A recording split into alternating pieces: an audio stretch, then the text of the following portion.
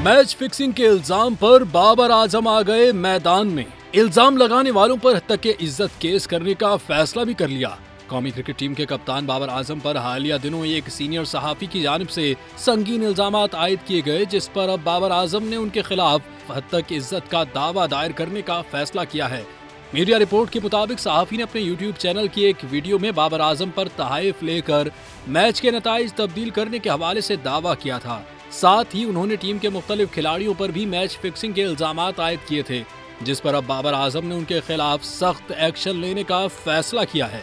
इस हवाले से बाबर आजम ने अपनी कानूनी टीम से मुशावरत शुरू कर दी है। कौमी टीम के कप्तान की जानिब से इल्जाम लगाने वाले यूट्यूबर्स और साबिक क्रिकेटर्स को भी कानूनी नोटिस भिजवाए जाने का इम्कान है।